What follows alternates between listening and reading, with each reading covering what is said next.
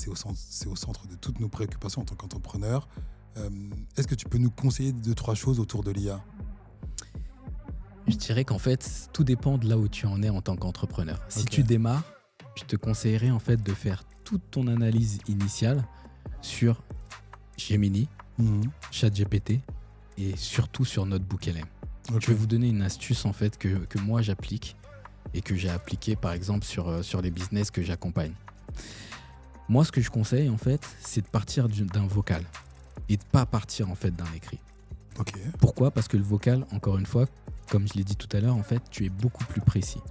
Et tu peux être dehors, dans la nature, et tu réfléchis à ton projet à haute voix et tu t'enregistres. Ok. Donc avec la fonction vocale de ton téléphone. Ok. Ensuite, tu balances ça dans Gemini. Ok. Pourquoi Gemini ? Parce qu'en fait, Gemini peut accepter en fait des fichiers qui sont relativement lourds. Donc même si tu parles pendant 1 heure, même si tu parles pendant 1h30, tu décris ton projet et tu balances ça dans Gemini. Ok. Et tu lui donnes comme prompt, analyse mon vocal, fais le transcript. Donc le transcript, c'est la retranscription de ton audio. Et fais-moi un plan détaillé et un résumé détaillé. Une fois que tu as fait ça, tu balances ça dans NotebookLM, qui est un autre outil de Google. Ok. Et ce NotebookLM peut te générer en fait une arborescence de tout ce que tu as dit. Et il peut aussi en fait te faire un schéma graphique et un vocal en mode podcast. D'accord.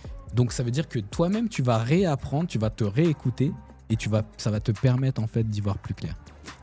Et avec tous ces résultats-là, tu les rebalances dans l'IA et tu fais en fait ton plan détaillé.